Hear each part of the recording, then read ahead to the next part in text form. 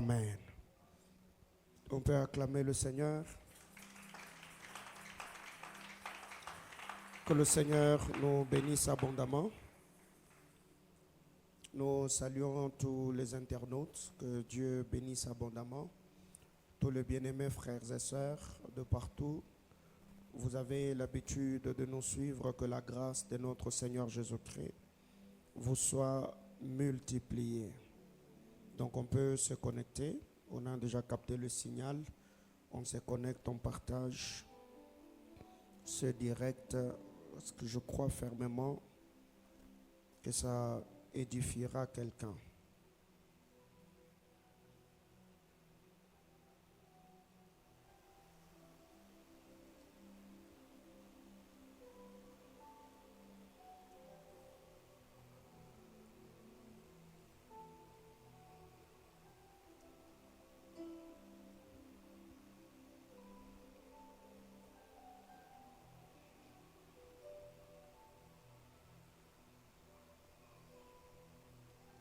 Matthieu chapitre 17, 14 à 18.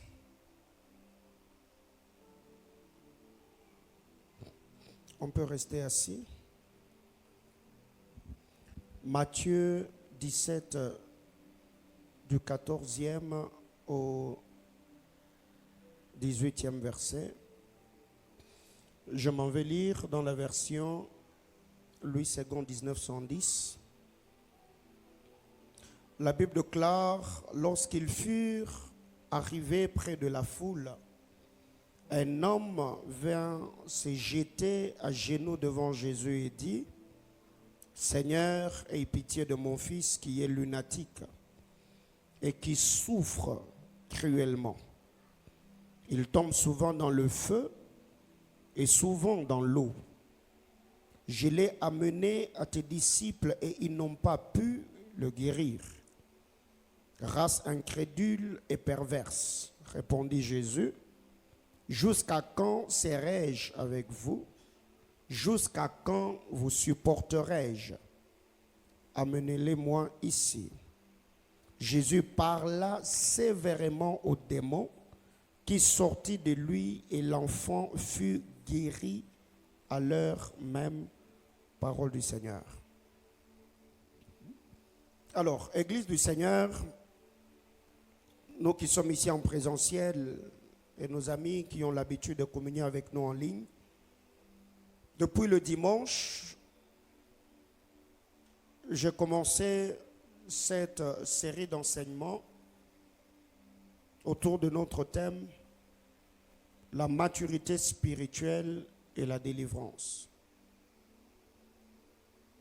Plusieurs parlent de la délivrance.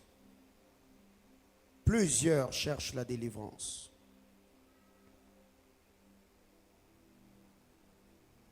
Plusieurs ont besoin de la délivrance.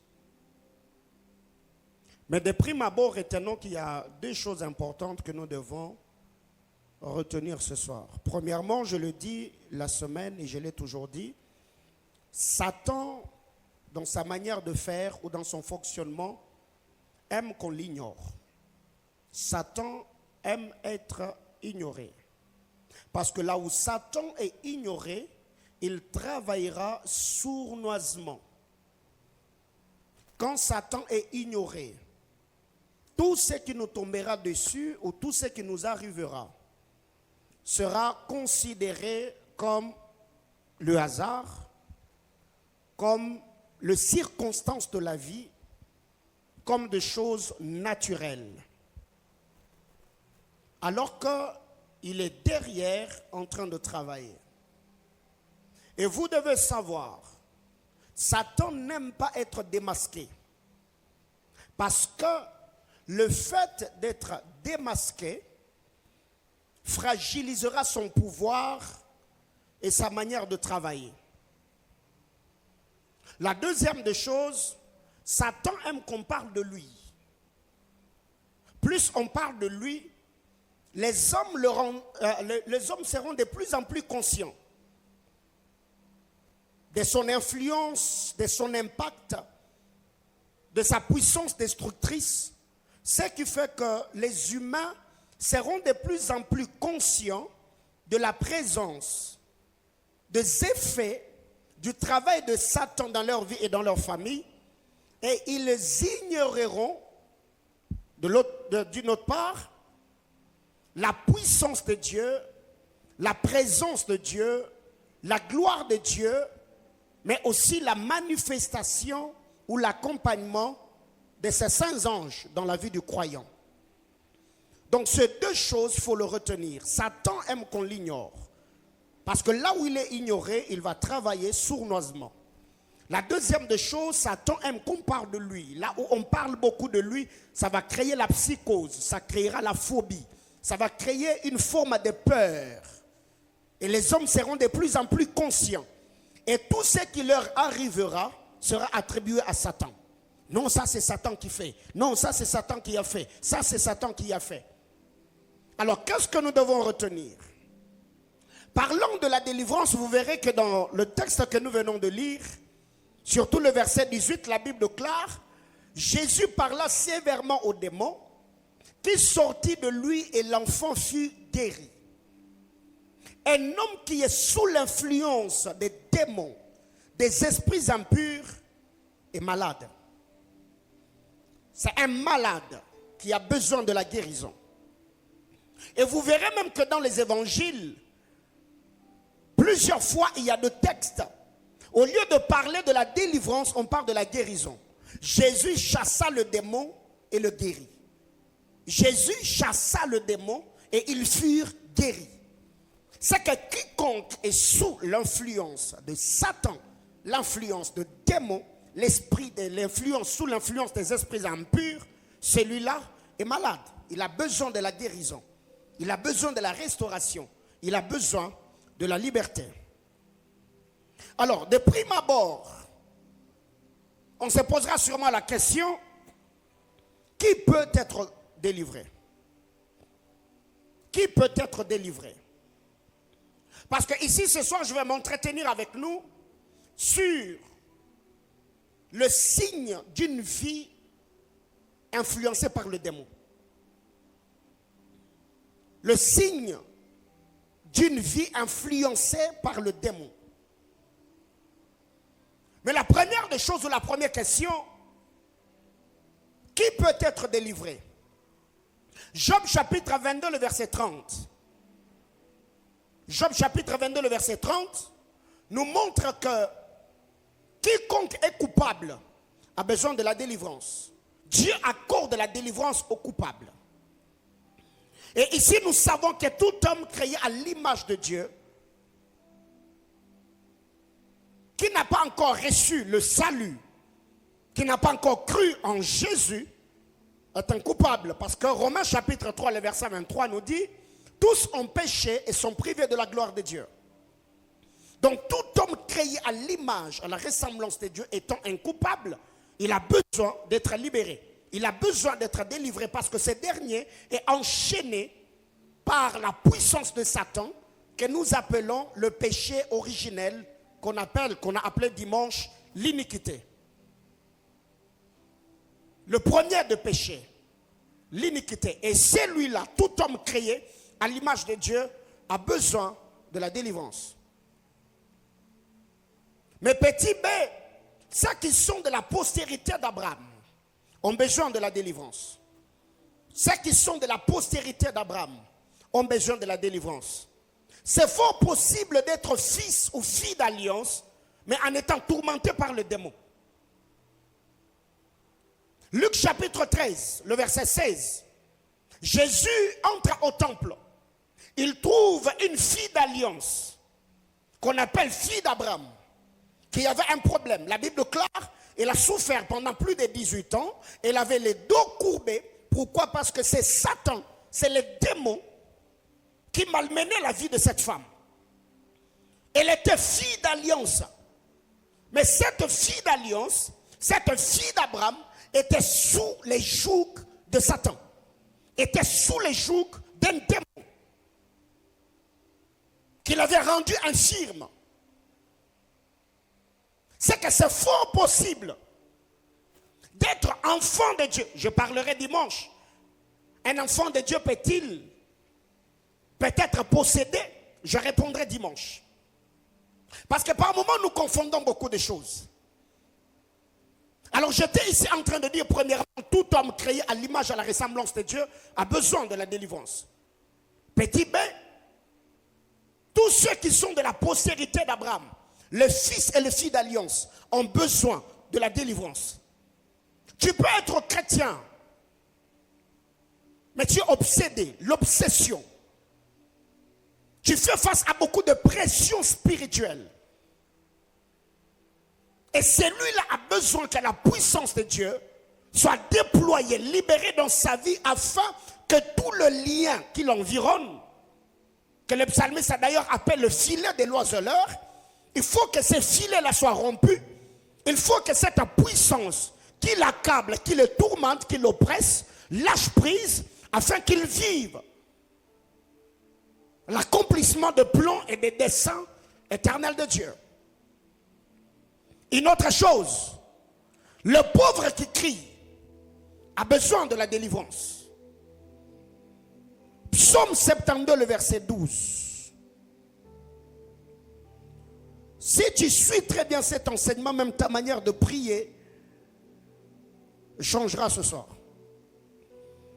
Psaume 72, le 12e verset, la Bible déclare: car il délivrera le pauvre qui crie et le malheureux qui n'a point d'aide. Le pauvre qui crie a besoin de la délivrance. Le pauvre qui crie a besoin de la délivrance. Le pauvre qui crie a besoin de la délivrance. Le pauvre qui crie a besoin de la délivrance. Ici déjà dans cette écriture nous voyons que la délivrance se cherche. Et la délivrance doit se rechercher.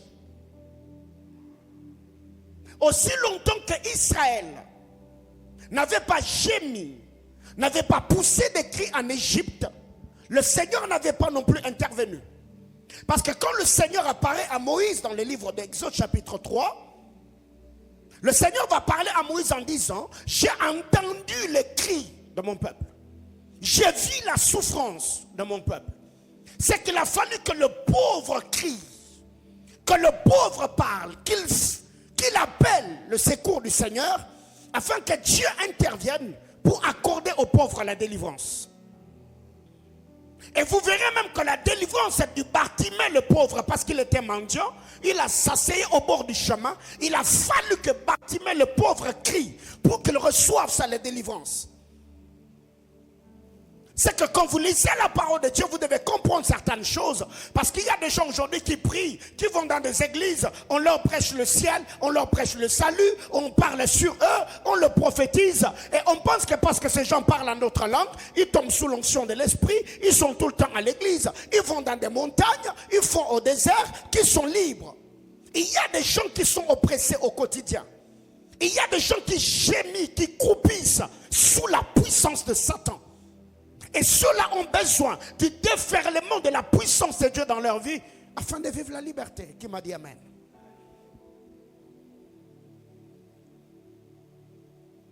Qui peut délivrer? On parle bien évidemment de la délivrance. Il faut la délivrance. Alors, qui peut délivrer? Romains chapitre 7, le verset 24.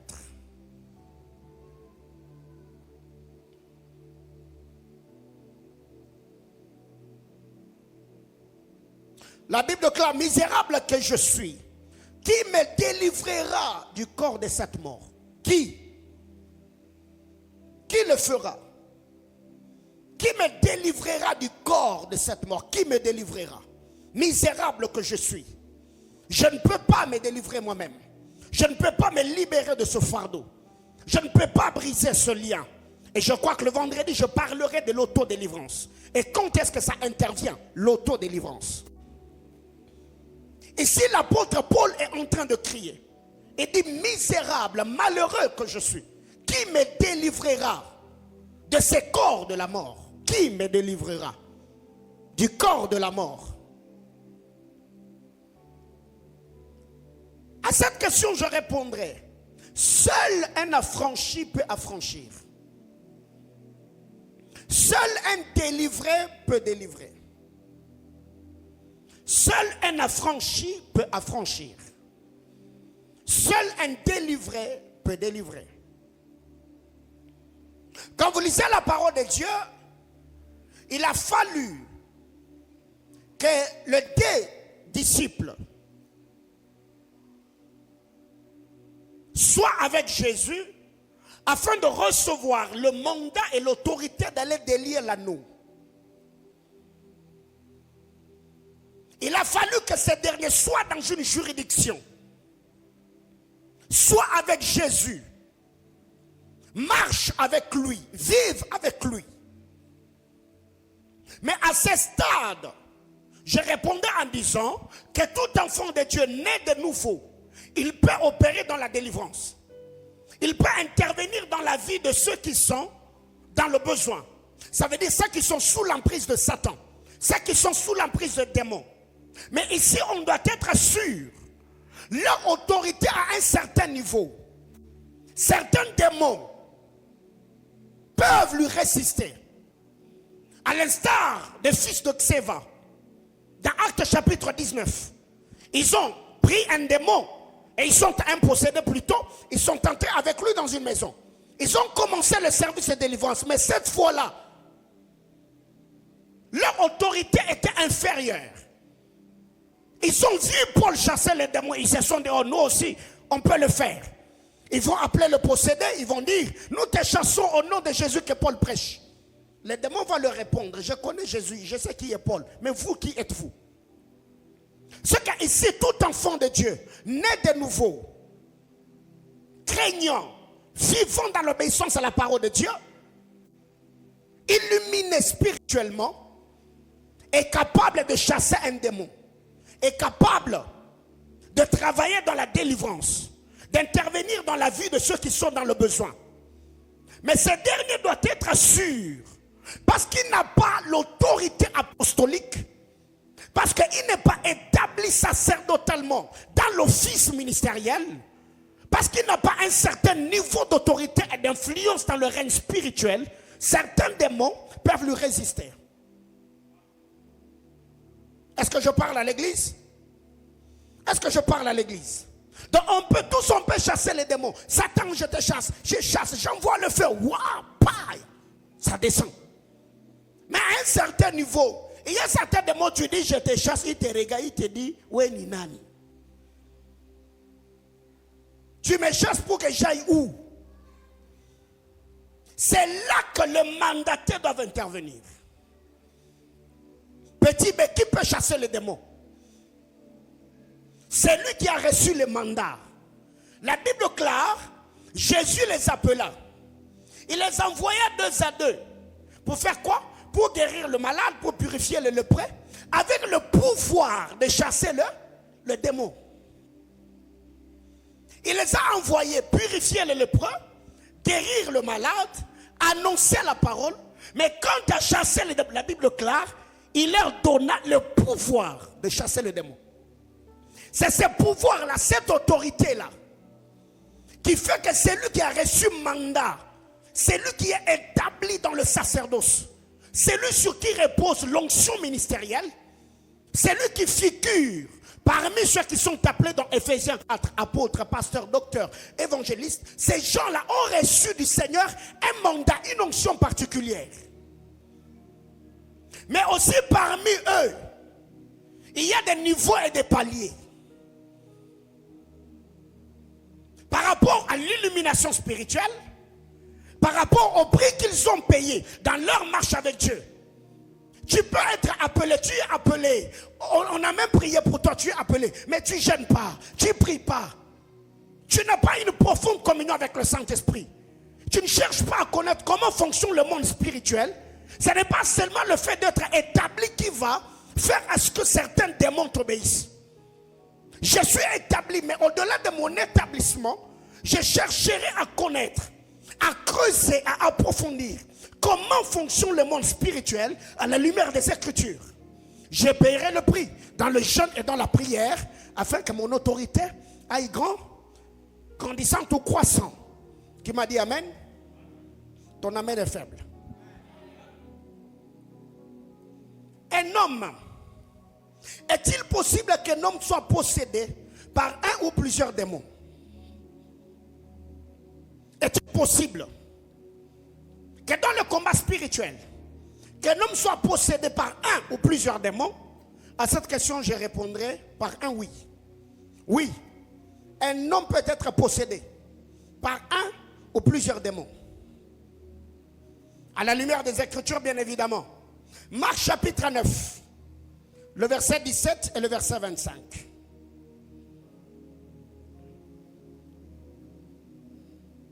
La Bible clare. Un homme de la foule lui répondit: Maître, j'ai amené auprès de toi mon fils qui est possédé pas par des esprits muets, mais d'un esprit muet.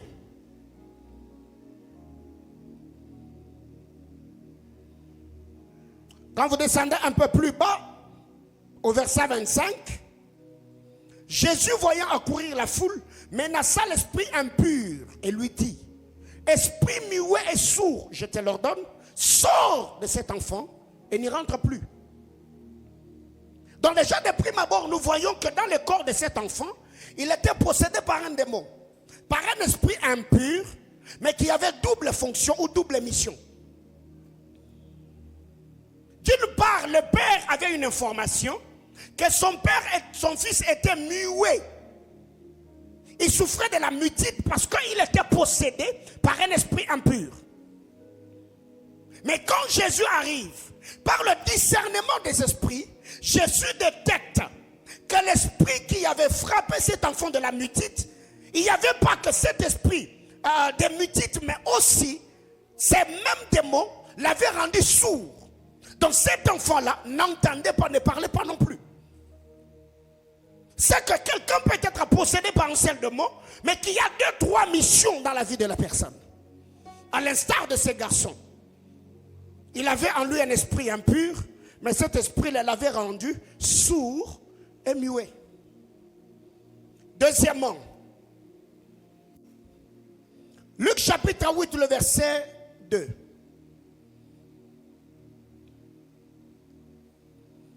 Les 12 étaient avec lui et quelques femmes qui avaient été guéries d'esprits malins et de maladies. Marie dite de Magdala, de laquelle étaient sortis combien de démons? Combien? 7 démons. Donc dans Marie de Magdala, là, Marie dite de Magdala, elle avait en elle 7 démons. Donc il y avait vraiment 7 démons, 7 esprits impurs qui avaient pris possession de la vie de cette femme-là. Ce qui fait qu'il y a une différence. Quand on parle des esprits impurs et quand on parle de l'Esprit Saint, quand on parle des esprits impurs, communément appelés des démons, on dit l'homme est possédé des démons. Ou il est possédé des esprits impurs. Mais quand on parle du Saint-Esprit, on dit l'homme est rempli de l'Esprit. Parce qu'un des pères théologiens a dit, je crois que c'est Alfred Quinn. Alfred Quinn a dit, l'homme, l'esprit de l'homme est à la taille de Dieu. Quand Dieu entre dans l'homme, il le remplit parce que l'esprit de l'homme est fait ou à la taille de Dieu. Mais quand les esprits impurs entrent dans un corps, on dit ils l'ont possédé. Parce que l'esprit de l'homme a été créé pour que cela soit l'habitation du Créateur. Que Dieu habite dans l'homme, dans son esprit. C'est pourquoi la Bible déclare, en réalité dans l'homme, c'est l'esprit. Mais ce qui fait que, quand ce dernier n'est pas habité par l'esprit de Dieu, par l'être suprême, il sera habité par des démons, par des esprits impurs. Parce que sur terre, l'homme n'est pas là que pour accomplir le dessein, soit le dessein du royaume de Dieu, soit le dessein du royaume de ténèbres, mais l'homme en soi est une maison, l'homme est une habitation. C'est pourquoi Jésus nous le montre en disant, quand un démon est chassé dans un corps, il va errer, il va séjourner dans les lieux arides, mais il va rentrer. Est-ce que je parle à l'église? Donc un homme peut être possédé par 7 démons. Donc toi-même là, tu as les démons de ceci, tu as les démons de cela. Donc tous ces démons-là sont concentrés dans ton corps. Et ils travaillent là. Et tu peux être là, tu parles en d'autres langues. Tu prophétises même. Comme cette femme qui était animée par un démon, l'esprit de Python, dans les livres d'Actes des Apôtres.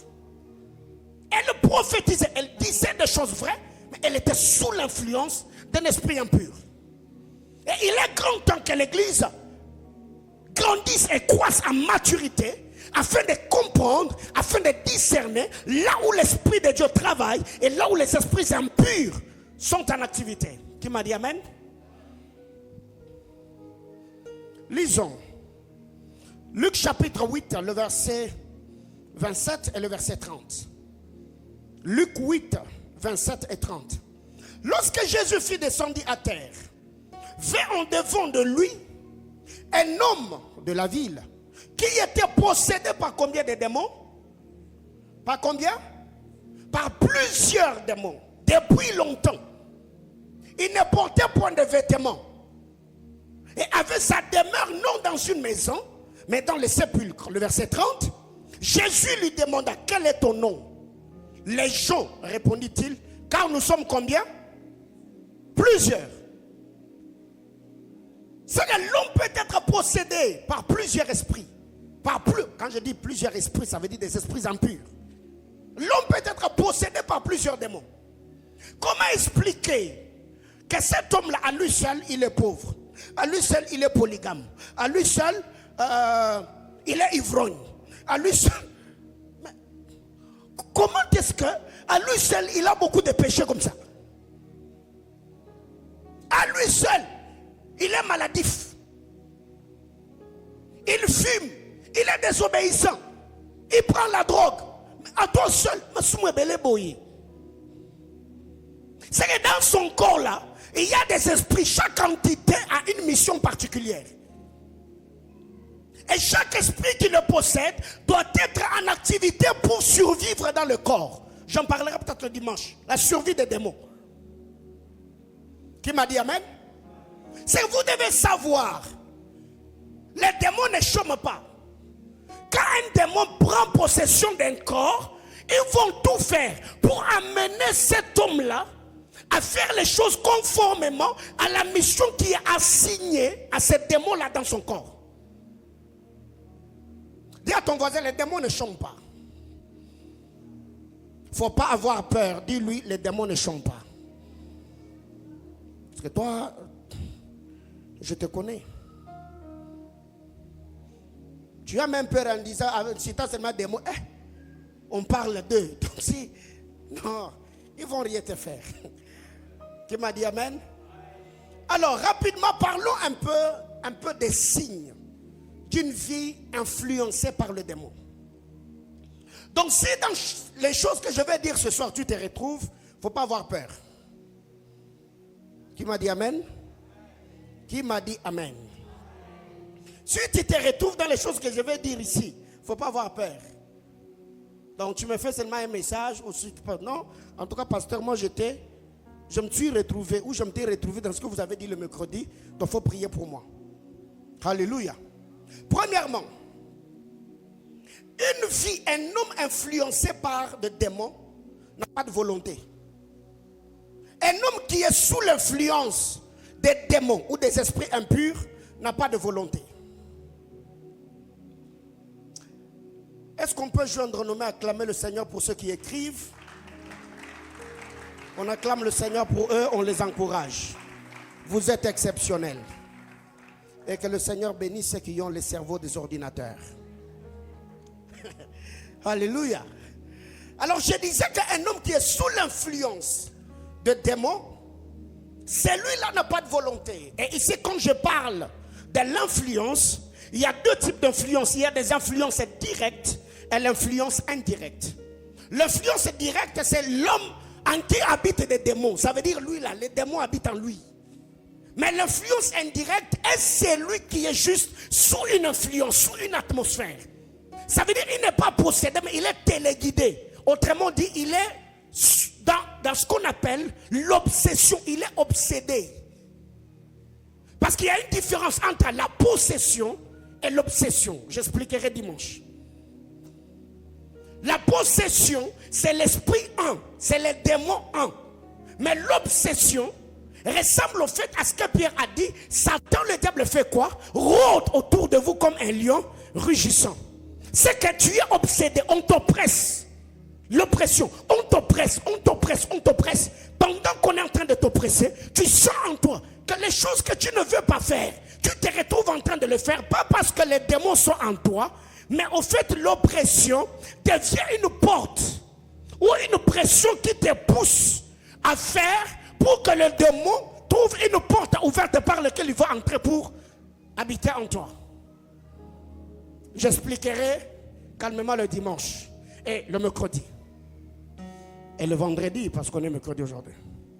Alors je disais qu'un homme qui est sous une influence démoniaque n'a pas de volonté. Romains chapitre 7, le verset 15, 17 à 20. Romains chapitre 7.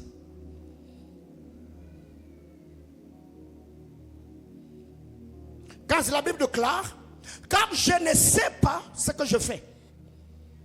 Je ne fais point ce que je veux. Et je fais ce que je hais.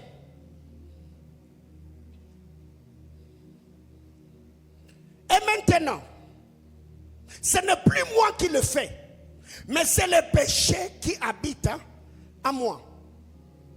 Ce qui est bon, je le sais, n'habite pas en moi. C'est-à-dire dans ma chair, mais j'ai la volonté, mais non le pouvoir de faire le bien. Car je ne fais pas le bien que je veux, et je fais le mal que je ne veux pas. Et si je fais ce que je ne veux pas, ce n'est plus moi qui le fais, c'est le péché qui habite en moi. Alors j'étais en train de dire, un homme qui est sous l'influence des démons n'a pas de volonté. Il y a des gens comme ça. Ce qu'il est, c'est ce qu'il fait. Et même quand il vient, il te dit, papa, pardonne-moi, je ne voulais pas voler, mais j'ai volé. Ce n'est pas qu'il est en train de mentir. Il n'a pas de volonté, ça veut dire, sa vie est téléguidée, sa vie est orientée. Et il y a même des gens, il te dit, je ne voulais pas tomber dans l'impudicité, mais il s'est retrouvé dedans. Ces genre de personnes, quand il confesse le péché, il est sincère, il est honnête, il peut verser même de larmes, il pleure. Mais aussi quand il se met à pécher, il pêche de tout son cœur comme s'il allait mourir. Vous connaissez ce genre de personnes? C'est que lui, quand il se met à demander pardon, il peut même verser de larmes. Mais aussi quand il est devant la tentation, il vole comme si c'était le dernier vol de sa vie. C'est que ça, c'est déjà un signe que cet homme-là est sous une influence démoniaque. Il est sous une influence. Il y a quelqu'un qui s'élève, il se tient même à l'autel, il prie, il verse des larmes. Seigneur, je ne prendrai plus l'alcool. Hier, j'ai été tamponné, j'ai perdu l'argent, je ne prendrai plus de drogue. Il peut même girer, il gire. Il dit, Seigneur, wallahi billahi, je ne ferai pas. Il sort seulement ici. Quand seulement il passe, il voit une bouteille de bière, il sort, le cœur fait, boum, boum, prends. Il part. Et lui-même, il ne comprend rien. Il se retourne. Et quand il va boire là, donc il va vraiment te boire. Et quand il se ressaisit, il te pleure. Il est sincère. Qui connaît quelqu'un comme ça? Oui. Tu l'aimes de tout ton cœur. Il aime de tout ton cœur. Tu l'attrapes qu'il t'a trompé. Il te demande pardon, il est sincère. Quand je dis qu'il est sincère là, il est sincère, hein? C'est pas qu'il est en train de mentir, non, il est sincère. Il pleure même. Je ne vais pas te perdre. Tu dis, ok, je te pardonne. 1 heure après. C'est pas demain. Hein? Comment 1 heure après? On te dit qu'on l'a vu en train de courir derrière une autre fille. Et quand tu l'appelles, il te dit, moi, il faut prier pour moi. C'est le genre de personne, il faut prier pour moi. Je ne sais pas ce qui me prend. Je ne sais pas ce qui m'arrive. Papa, il faut prier pour moi. C'est l'attitude de Simon le magicien. Acte chapitre 8. Pierre parle sur lui. Il dit à Pierre, priez pour moi. Pour que ce que vous avez dit là ne m'arrive pas. Et ils n'ont jamais la force de prier. Et ils demandent toujours des prières. Il faut prier pour moi. Papa, amenez-moi chez le pasteur. J'ai besoin de voir pasteur Paulin.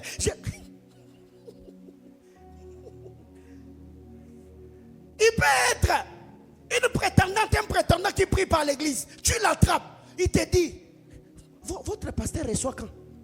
C'est là qu'il se rappelle. Il y a pasteur Paulin quelque part.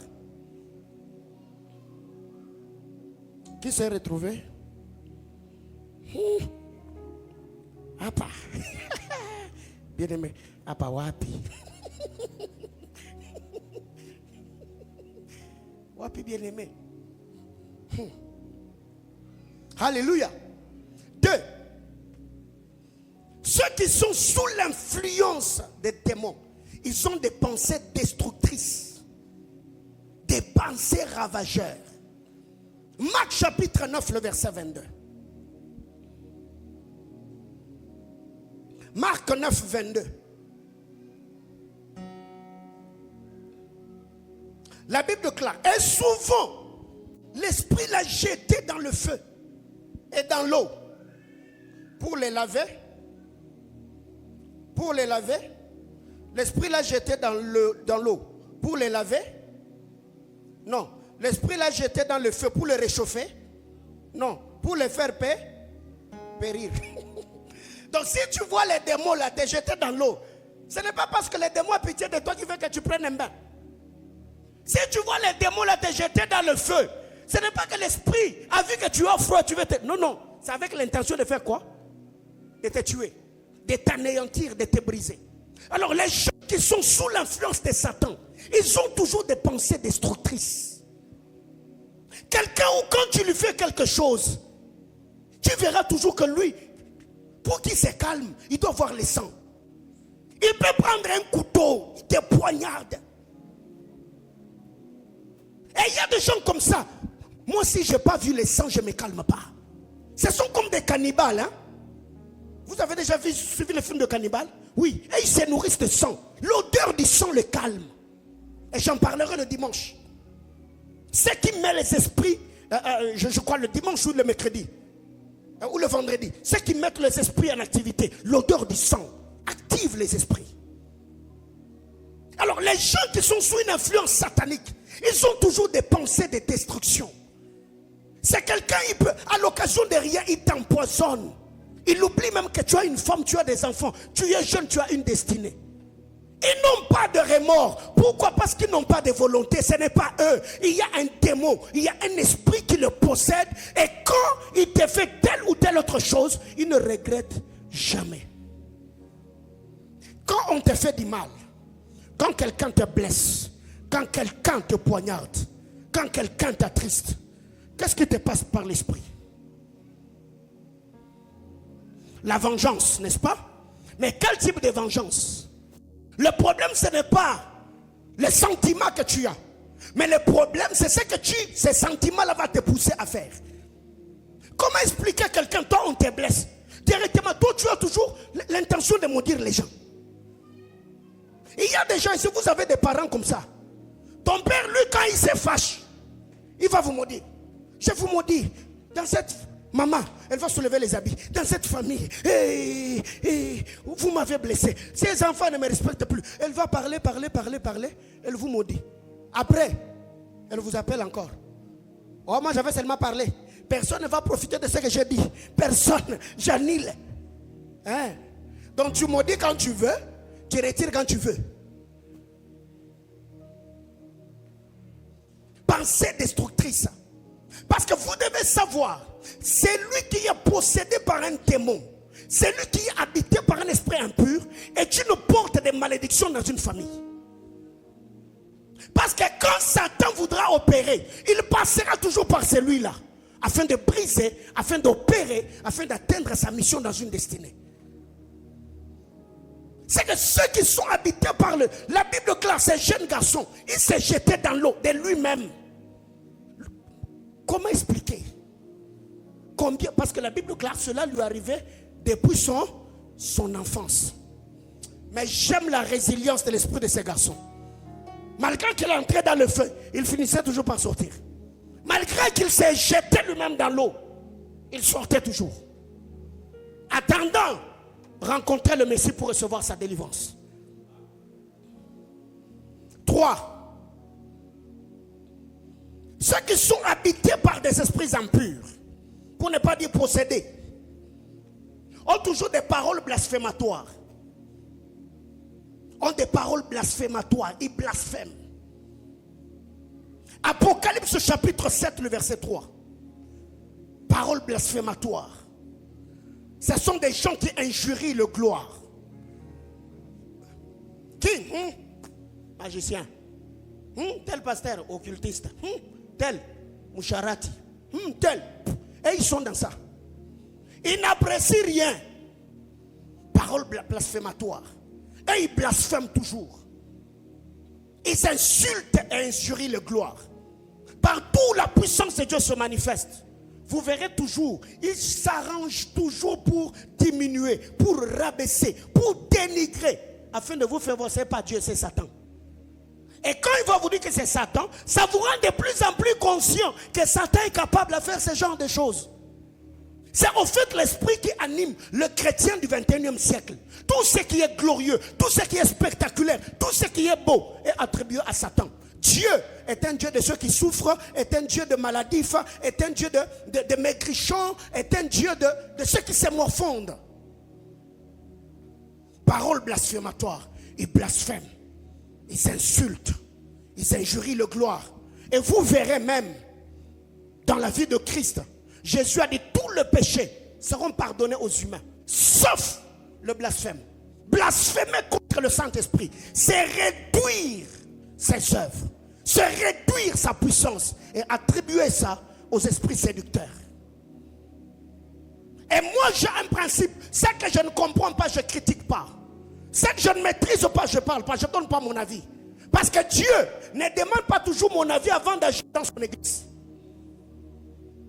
Je ne suis pas le secrétaire de Dieu pour lui dire, mais comment expliquer que tu as fait telle chose et tu n'es pas passé par moi? Non.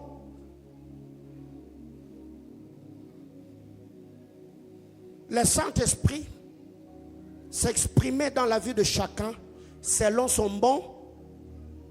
Selon son bon. Lisez la parole de Dieu dans le livre d'Actes des Apôtres chapitre 2. Il s'exprimait dans chacun. Selon son bon plaisir, selon son bon vouloir.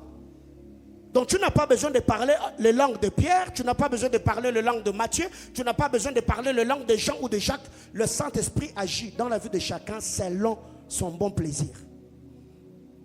Ceux qui sont sous l'influence de Satan ont des paroles blasphématoires. Ils blasphèment toujours. Ils insultent et injurient le gloire.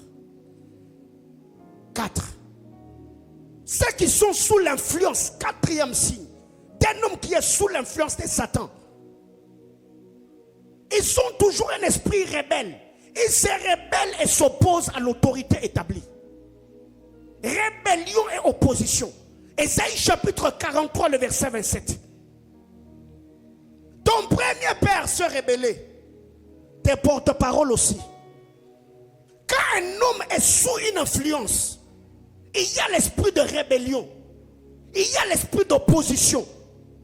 Pourquoi? Parce que les démons qui l'habitent sont ceux qui se sont rébellés et ils se sont opposés à l'autorité de Dieu. Tu verras quelqu'un qui est sous une influence, ils n'ont jamais été soumis, ces gens-là. La soumission, ce n'est pas dans leur vocabulaire, jamais. Ils tiennent toujours tête. Et vous verrez d'ailleurs, quand un enfant devient sorcier, la manifestation de la sorcellerie, c'est aussi la têtutesse. Tu verras un petit garçon comme ça.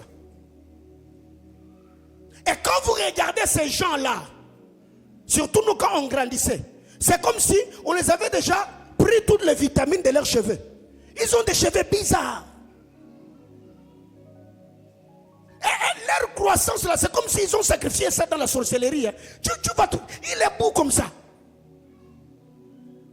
Malgré ton poids, malgré ta taille, il peut te tenir tête. Ils ont une impolitesse notoire. L'opposition, la rébellion. Quand quelqu'un est sous une influence des démons, cette personne-là aura du mal à se soumettre. Et si vous lui dites allons à gauche, il va te dire pourquoi seulement à gauche? Moi je vais à droite, on va se rencontrer là-bas. Ah, dans vos vies, vous n'avez pas des amis comme ça? Lui, il est opposant à vie. Et quand vous regardez même la finalité de ses décisions, il y a toujours les échecs dedans. Il n'y a rien de bon. Et il y a par moments des gens qui prennent certaines décisions pensant qu'ils sont sous l'influence du Saint-Esprit, alors que c'est un démon qui l'a seulement possédé. Bah, ça te saisit. Après, tu deviens opposant. Pourquoi? Parce que la Bible déclare, ton premier père s'est rébellé. C'est qui le premier père si ce n'est Adam? Tes prophètes, tes porte-paroles se sont rebellés aussi. Ça veut dire c'est héréditaire. Papa est rebelle, les enfants sont rebelles. Ce qui fait qu'un homme qui n'est pas né de nouveau, il est rebelle de nature, il est rebelle. Et l'homme naturellement, l'homme est rebelle. C'est pourquoi l'homme a besoin d'être éduqué et rééduqué dans chaque saison de la vie.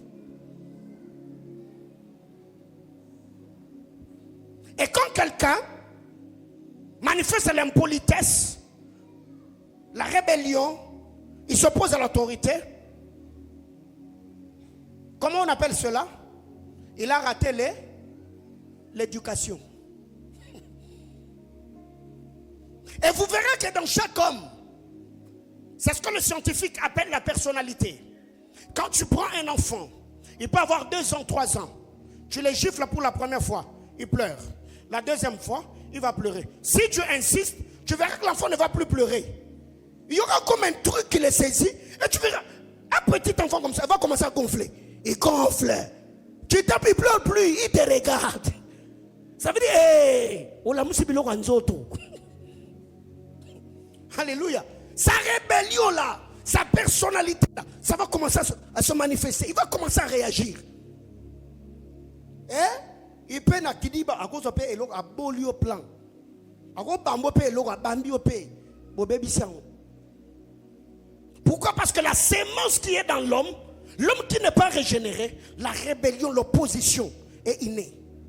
Et quand un démon te saisit, vous verrez toujours, même dans le milieu évangélique pentecôtiste, ceux qui sont sous l'autorité de Satan sont des gens qui amènent des divisions, des controverses et des rébellions. Non, pourquoi c'est seulement lui? Et vous verrez que ces gens-là, ils ne se soumettent jamais. Ils cherchent toujours ceux qui ont un esprit faible, même dans les départements, même dans l'église. Papa, il enrôle une équipe. Ces gens-là sont charmés. L'opposition et la rébellion arrivent. 5. Cinquième signe de quelqu'un qui est sous l'influence des démons. Ils ont une double personnalité. Ce que la médecine appelle, ils sont bipolaires. Ils sont instables. Ils tergiversent. La bipolarité. Non, il est possédé. Quand vous lisez la parole de Dieu dans 1 Samuel chapitre 24, du verset 18 au verset 23, 1 Samuel 24, 18 à 23, 1 Samuel 26, le verset 22, nous voyons la bipolarité de Saül qui était sous une influence démoniaque. David trouve Saül dans une caverne. Il coupe le pan de la robe. David se lève. Il dit, mon père, Dieu t'avait livré entre ma main. Mais je ne t'ai pas fait du mal. Là, Saül se répand. Il dit à David, je me répands. Jure-moi que tu ne feras jamais du mal à ma postérité. Ils ont traité alliance. 1 Samuel chapitre 24. Vous allez dans 1 Samuel chapitre 26. Le même Saül qui venait de dire à David, je ne te ferai plus du mal. On voit encore Saül prendre plus de 3000 hommes. Et le général de son armée, il va encore à la poursuite de David. Bipolaire.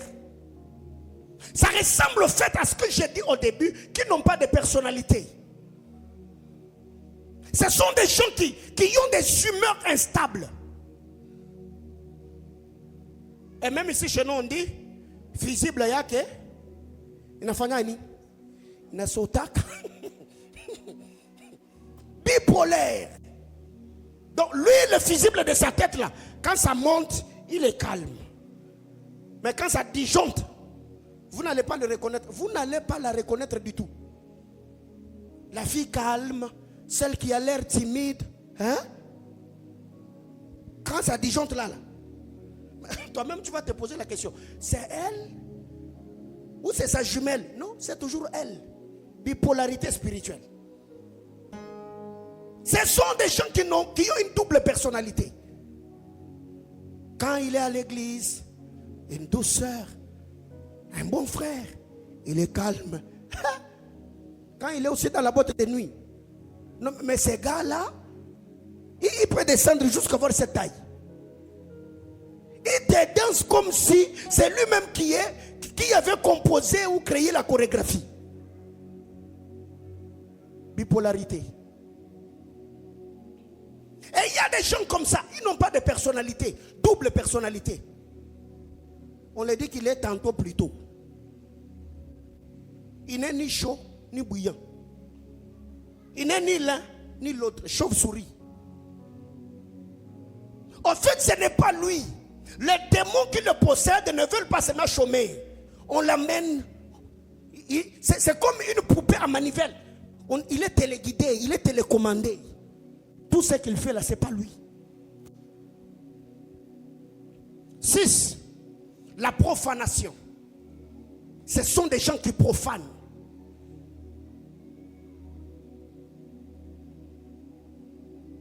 Si nous avons parlé de paroles blasphématoires, ici on insulte le gloire.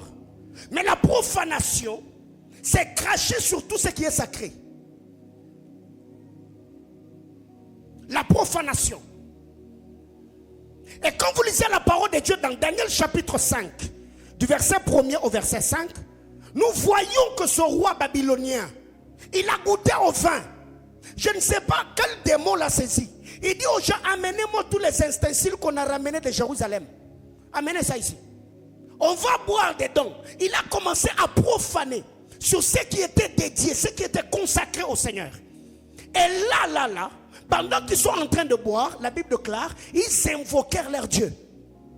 Et c'est là qu'une main va apparaître, écrivant au mur, comptez, pesez, divisez.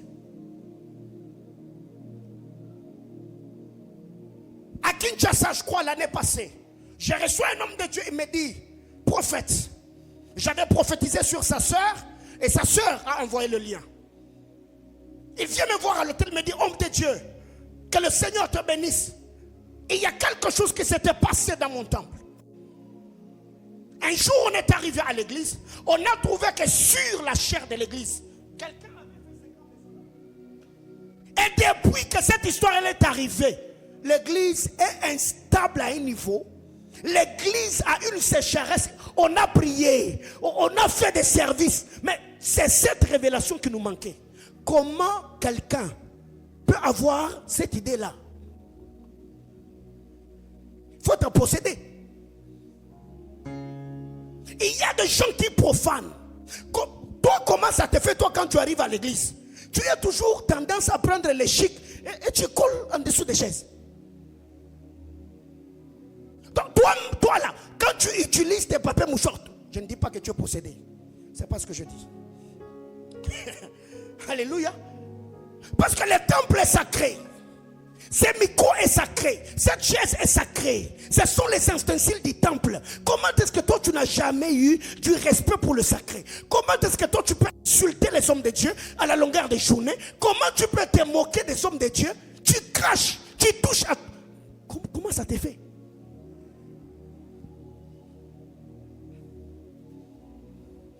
Et je dis qu'il y a des possessions directes. Et peut-être que tu n'es pas possédé directement, mais tu es sous une influence. Et cela demande une maturité, un discernement, une étude minutieuse du comportement et du caractère de l'humain. Il y a même des enfants que nous avons dans nos maisons. On va dire non, c'est l'âge juvénile. C'est la puberté. Mais non. Un homme spirituel n'appelle pas conjuration tout ce qu'on appelle conjuration.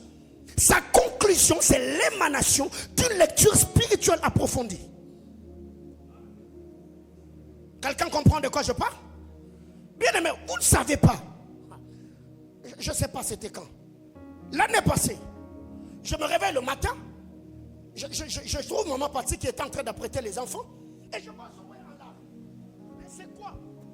Maman Paty me dit, dis à ton père ce que tu as fait. Le matin, les gars avaient pris 20 000 francs. Comme d'habitude.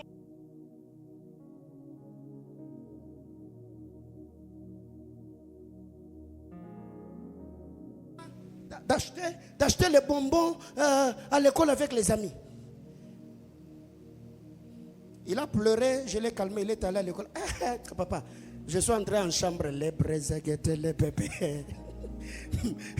Quand ce gars-là est rentré de l'école, je l'ai amené dans ma chambre de prière. Mon ami, il faut t'agenouiller ici. Toi, à cet âge, ça commence à cet âge. Agenouille-toi ici. Weke. J'ai fixé ce que je devais fixer. J'ai dit ce que je devais au nom de Jésus. Amen. Je dis sort. Et depuis lors, jusqu'à aujourd'hui, il n'en a pas envie. Quelqu'un comprend? Mais j'allais aussi dire, non, tu vois, un garçon, après on fait quoi? On suit maintenant le rythme, on commence à donner l'argent, on prend l'argent avant. Non. À cet âge, moi je donne l'argent de poche parce que tu as fait quoi? Pour que tu fasses quoi? 20 000 francs, tu vas manger les bonbons de 20 000 francs, papa. C'est les sachets de bonbons. Et qui lui a appris? J'ai dit non, c'est moi, ça passe pas. Je ne pouvais pas dire non, c'est la jeunesse, c'est l'enfance. Non. Parce que je suis. Je dis non. Ça, c'est déjà Satan qui commence à frapper à l'âme de mon enfant. Pas, je fermais les portes. Et comme ça, tu vois ta fille, tu commences à l'attraper dans des trucs. Oh non. Hey, chez moi? Oh non, ça passe pas. Qui m'a dit amen? La profanation. Il y a des gens qui profanent. Tout ce qui est sacré. La profanation. 7. Quelqu'un qui est sous l'influence des démons. Ils ont une force séductrice à outrance. Ils ont une énergie d'attraction comme pas possible. Apocalypse chapitre 2, le verset 20. La Bible déclare, tu as laissé la prophétesse Jézabel, celle qui s'est dit prophétesse, enseigner à mes serviteurs comment se livrer à l'impudicité. Dans d'autres versions, on dit, tu l'as laissé attirer mes serviteurs dans la débauche. Force d'attraction. Et toi tu es là, oh Seigneur, oh, cette fille-là qui sort avec mon mari, je la crève les yeux. Tu la crèves les yeux. Oh, j'ai prié, Seigneur, qu'elle devienne paralytique. Les mamans ont des prières bizarres. Hein? Seigneur, qu'on la tamponne même. Et toi tu penses parce que tu as dit qu'on la tamponne, qu'on va la tamponner. Non. Et vous remarquerez, la majorité de certaines filles qui sortent avec certaines autorités, quand vous les regardez comme ça, il y a même certaines filles, tu regardes l'homme, tu regardes la fille, tu dis Mungu wangu. Ni. Mais lui là, qu'est-ce qu'il... Un monsieur papa, un vieux papa comme ça, il est vieux. Mais on l'appelle Guélor. Et il est heureux. On l'appelle Guélor. Mais quand il est dans sa maison, c'est school. Son autorité dépasse même l'autorité de Mobutu. Il rit pas. On l'appelle Mambri Koko. Général. Lui terrorise tout le monde. Mais quand il est dehors, il est Guélor. Et aujourd'hui, il y a des filles qui vont chez le marabout, qui vont chez les féticheurs. On prend une poudre, on fait des cérémonies. On te dit, applique-le seulement. On te dit, utilise le parfum. Tu mets ces parfums-là. Les parfums créent des énergies autour de toi. Il y a des démons qui te possèdent. Et dès que toi, tu passes quelque part, Même si cet homme-là n'avait pas l'intention de te courir derrière. Qui a déjà suivi la film de La vie est belle? C'est déjà arrivé dans le film de La vie est belle. Kourou et Kabibi, n'est-ce pas? C'est déjà arrivé. Tu verras quelqu'un. Posez-vous la question, un gars comme Samson. Un gars comme Samson. Comment Samson peut se perdre sur les genoux de Delilah comme ça? Et vous pensez que Delilah là, c'était seulement une belle femme? Mais non. Il y a des gens, quand vous regardez l'histoire de Jézabel, Jézabel n'attaque jamais des entrepreneurs. L'énergie séductrice de Jézabel est dirigée que chez les hommes de Dieu. C'est Jézabel. Elle séduit mes serviteurs et les amène dans la débauche. Et vous devez savoir, Satan a ses prêtresses et ses ministres dans chaque couloir. Au couloir politique, il y a des femmes qui ont une autorité investie que pour séduire les politiciens. Il y a des femmes qui sont investies d'une autorité pour séduire les hommes de Dieu. Mais il y a aussi des frères de Lilo. Et il n'y a pas que des femmes de Lila. Il y a aussi des hommes. Lui, toutes les sœurs là qui sont dans cette église, lui il ne voit pas. Il suffit seulement que tu montes ici. Tu modères. Tu chantes. Tu prêches. C'est toi qui vas suivre. C'est toi qu'il va suivre. C'est toi. Elle va s'arranger jusqu'à ce qu'elle aura ton numéro. Bonjour berger, vous allez bien? Berger Francis, est-ce que vendredi il y aura Zoruba? Zoruba? Ni Zoruba. Apana Zoruba. Elle va venir là-bas.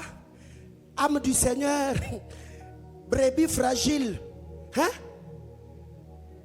Dès que tu tombes seulement dans le filet, tu vas pleurer.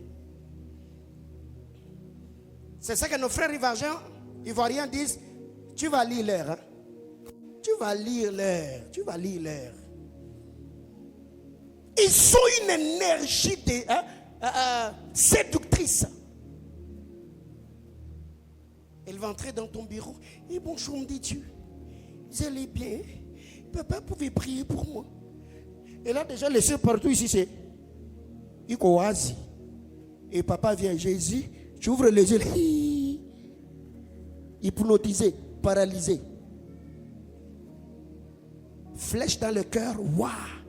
Et quand tu rentres, toi, tu es là, oh, les bras sous ta baba, en train de prier. C'est seulement cette image-là que tu avais vue. Ça circule dans ta tête. Ouah, ouah, ouah, ouah. Et du coup, tu prends ton téléphone. Oh, ma soeur, ça va? Après la prière, comment tu vas? Homme de Dieu, ressaisis-toi. Alléluia. Fais quoi, Ré? Si ça t'arrive, mon berger, tu n'arrives plus à prier, tu penses qu'à cette fille-là, viens me voir au bureau. Je vais la déloger de ta tête. Tu dois rester en paix, servir Dieu dans le calme. Je vous assure, il y a des gens comme ça. Tu ne penses plus. Elle a pris tes pensées en otage. Quand tu te mets à... Chaque 30 secondes, tu vas sur son statut. Tu vas sur Insta. Je me crois. Donc quand tu fais 30 minutes sans voir sa photo, tu es mal à l'aise. Elle t'a laissé un parfum. Force séductrice. Oui. Vous savez que dans le monde des ténèbres, il y a des femmes qu'on lave. Hein? Vous savez ça? Oui. Elle va chez le féticheur. On la lave, on la nettoie, on l'envoie. Elle vient là. Elle est venue en mission. Et c'est les gens qui, dès que toi tu t'es ressaisis, tu dis seulement je veux, on va arrêter. Elle commence le chantage. Tu vois ton église là, tu vois ton ministère. Elle va s'attaquer à ton nom. Elle va s'attaquer à ta réputation. Elle va s'attaquer à ce qui fait ta force. Pourquoi? Parce qu'elle sait que dès que tu sors de son filet, c'est fini. Bien aimé, vous devez faire très attention. Satan là n'est pas l'ami de quelqu'un. 10. Quelqu'un qui est sous l'influence de Satan. Ces gens-là ont une lourdeur, les dégoûts et le sabotage de tout ce qui est sacré. Dans nos familles, nous avons des gens comme ça. Lui, quand il s'agit de suivre le match de Mazembe et Lupopo, il peut quitter marcher Moïse à pied. jusqu'au stade de Mazembe. Il finit là à pied. Il rentre à torse nu en cours de route. Dimanche, quand vous lui dites, ah, oh, je n'ai mis de transport. Il y a un chikala qui n'est pas dans transport. Oh, je suis faible. Je n'ai pas bien dormi aujourd'hui. Ils ont toujours des raisons bizarres. Lui, tout ce qui est, même quand il est à l'église, il a comme la démangeaison. Il est là comme s'il n'est pas là. Ce sont des gens où tout le temps c'est l'heure. Vous savez, il y a certaines personnes, quand quelqu'un est possédé par un esprit impur, il y a parmi les manifestations, cette personne-là ne supporte, ce sont des gens qui ne supportent jamais la présence de Dieu. Quand vous êtes dans des diversions là,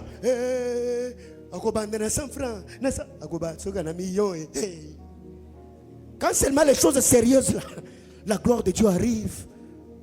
Lui, il a toujours les yeux fermés. Ça devient ennuyant. Ça ne l'intéresse pas. Par moment, tu dois par moment te contrôler. Je dis, si tu te retrouves dans ce que je dis là, il faut me chercher. Tu m'as dit amen? Oui. Et tout pasteur, et ceux qui sont même collaborateurs, doivent observer ce qui se passe dans l'église. Vous pouvez repérer quelqu'un. Comment est-ce que cette sœur, quand seulement on loue, elle danse. Mais quand seulement c'est l'heure de la parole, elle se lève, elle va rester dehors. Dès qu'on finit à prêcher, c'est là qu'elle va rentrer, donner l'offrande et elle reste dans la salle. Pourquoi elle ne supporte jamais le temps d'adoration? Pourquoi lui ne supporte jamais la louange? Pourquoi elle ne supporte pas passer devant qu'on lui impose les mains? Pourquoi elle ne supporte jamais? Et vous qui amenez même vos enfants et vos épouses à l'église, vous, un moment tu dis, chérie, où n'est-ce pas? Je pense que vous n'avez pas de micro. Puis tu peux le couper le cou. Un jour, je dis seulement, reçois ta chérie là. Puis, je sors. Tu sors pour aller où? Oui, où t'as pas qu'à pas capable. Papa pasteur, et qu'on a sorti pour quoi? Mais il y a des gens comme ça. Tu vois, non, c'est quelqu'un trop intello, respectueux, parle un bon français, ordonné. La gloire de Dieu descend. On dit, je t'ordonne. Les gars sérieux là, il est par terre, hein? Il est en train de se rouler là. Je sors, je pars, je sors. Il y a des gens comme ça, parlent un bon français. Respectant les règles syntaxiques de la grammaire. Oui, quand il te parle français, c'est comme un petit blond. Mais, possédé. 11. Les gens qui sont sous l'influence satanique aiment la saleté.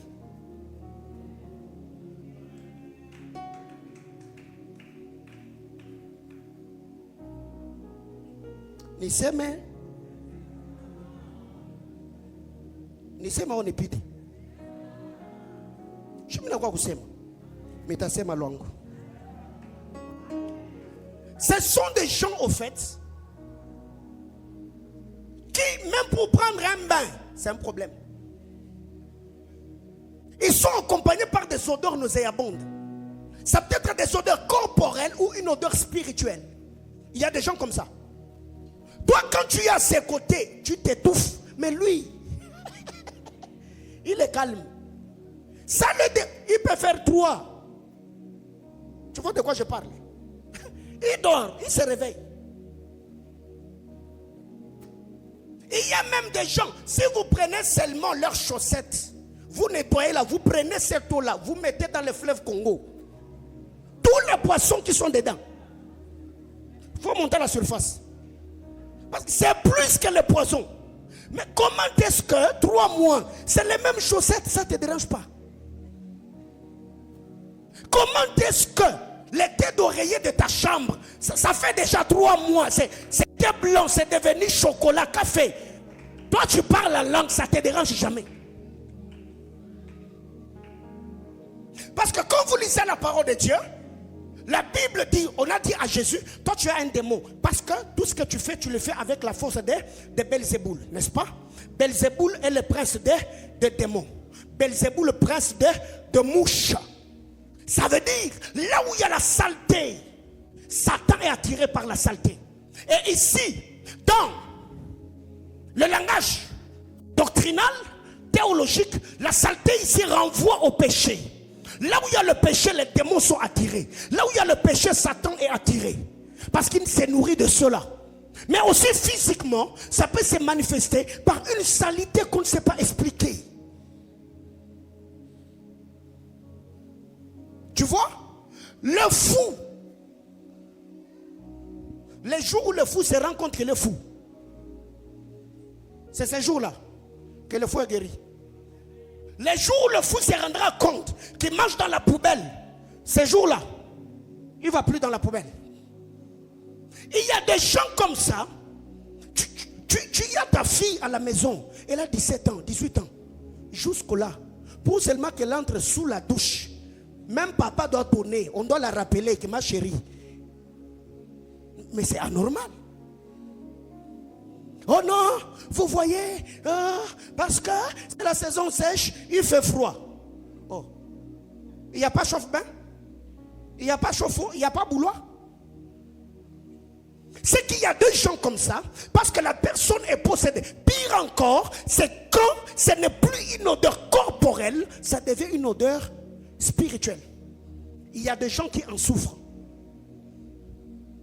Ils mettent de parfum, ça ne part pas. Ça attire un esprit de rejet. Les gens te rejettent, les gens te repoussent. Ce n'est pas seulement une odeur sur le plan spirituel, mais aussi sur le plan physique. Toi-même, quand tu te sens là, non, ça c'est plus normal. Il y a des gens qui souffrent. Les amis, quand on parle de démons là, c'est pas un truc d'à côté. Hein? C'est pas un truc d'à côté. Tu sais pourquoi par moment je te fais rire? Parce que ce genre de message rend les gens de plus en plus conscients et ça peut te rendre attendu. Alors, je sais ce que ça fait. Alors, qu'est-ce que je fais? Je te dis des choses sérieuses, hein? Mais au moment où je te fais rire. Ce n'est pas parce que c'est un message qui te fait rire, mais c'est un message qui doit te rendre de plus en plus conscient. Et tu dois t'examiner toi-même. Je crois que certaines choses, les mamans feront leur travail. 12. Des expériences ou phénomènes paranormaux. Des expériences paranormaux. Phénomènes paranormaux. Acte chapitre 9, le verset 7. Ici, Paul l'a vécu, mais en bien.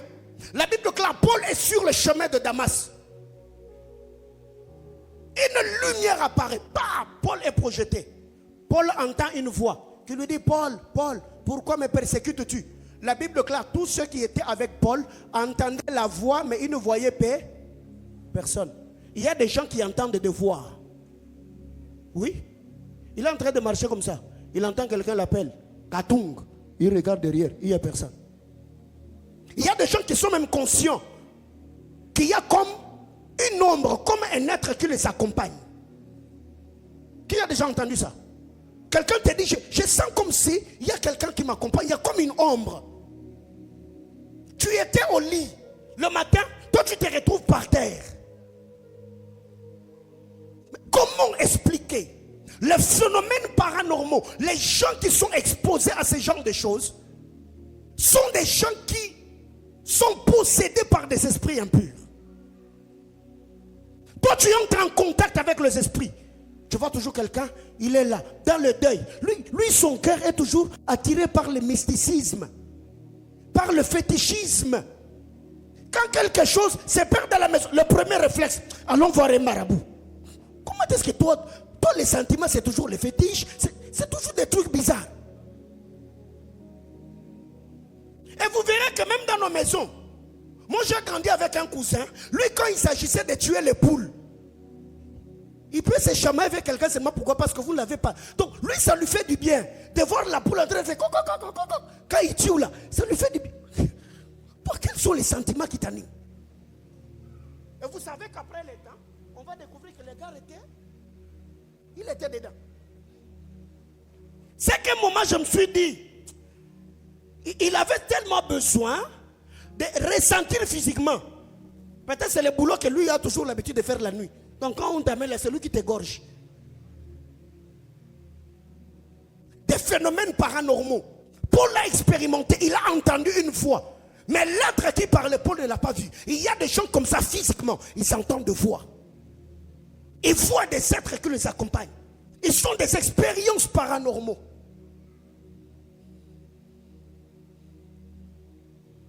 Ça, je l'ai dit rapidement. J'ajoute des choses.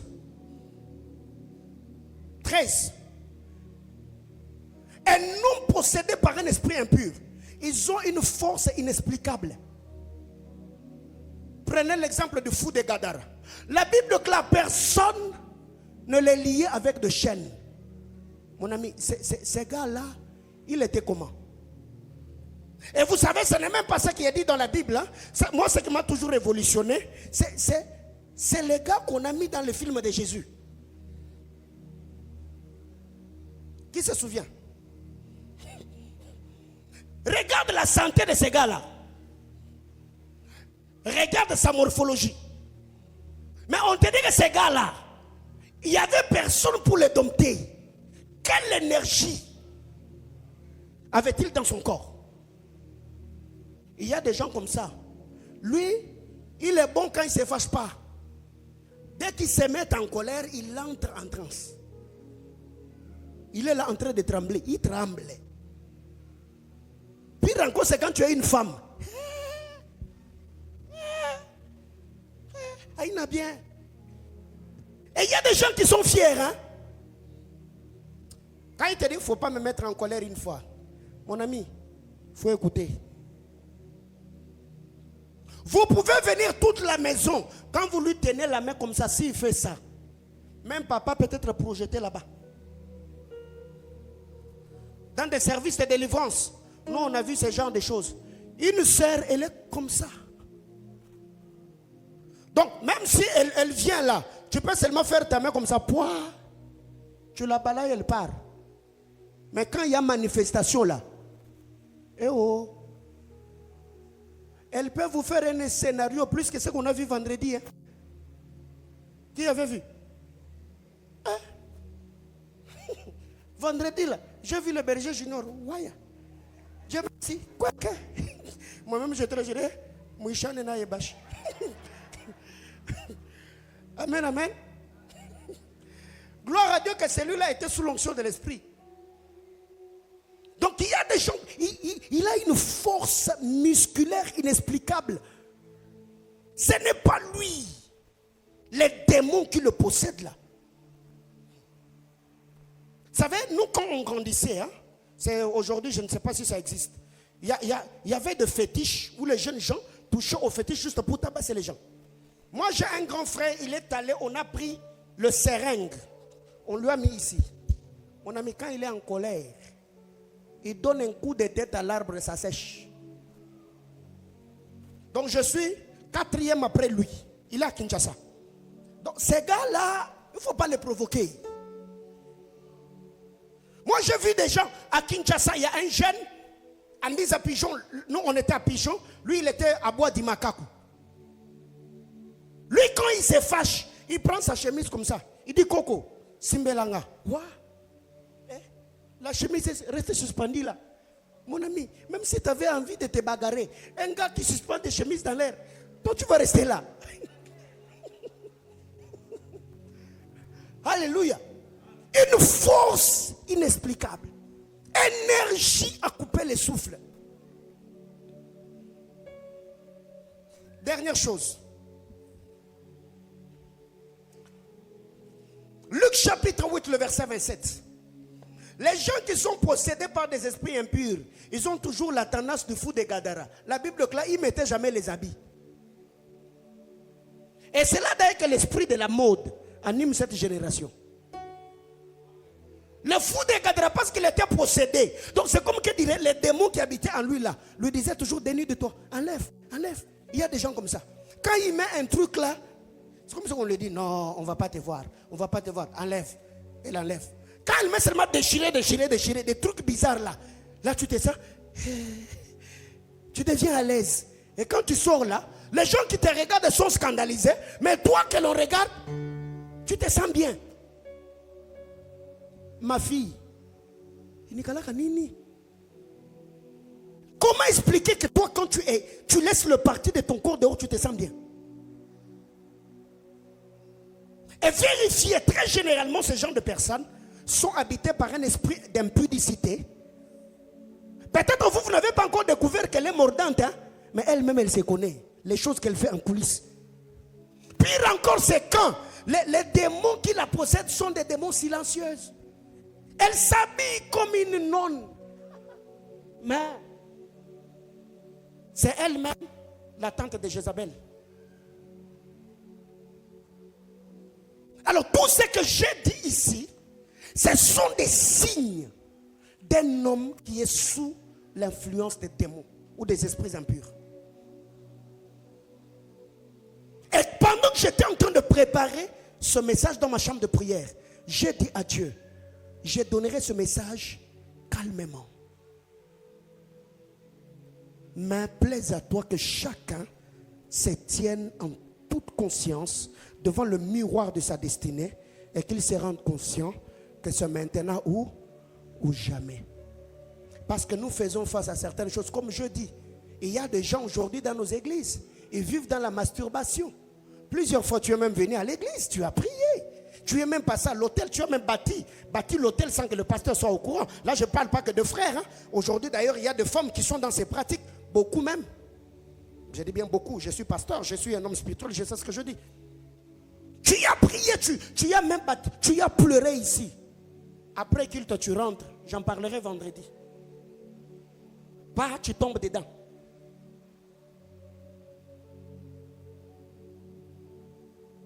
Peut-être dans ta vie, il y a un démon qui te suit pour que tout le temps, tu sois toujours culpabilisé. Là où il y a la masturbation, il y a des maris de nuit, il y a des femmes de nuit, il y a la sécheresse, il y a l'esprit de rejet. Ce sont des esprits possessifs quand ça te possède. Ils ont une jalousie à outrance. Il y a des femmes qui ne se marient pas aujourd'hui. Oh non, 2 mois, 3 mois. Le frère part sans raison. Non. Il y a un homme spirituel dans ta vie là, qui t'accompagne tous les jours. Et il faut qu'il y ait séparation. Tu dois prier pour ça. Et tu prends la décision. Le vendredi, je parlerai. Est-ce qu'un homme peut-il perdre sa délivrance? Oui. Il y a des choses qu'il ne faut pas faire. Quand tu passes par un service de délivrance, il y a des choses que tu ne dois jamais faire, de peur que le même démon qu'on a chassé ne revienne. Que Dieu nous bénisse abondamment. Je finis.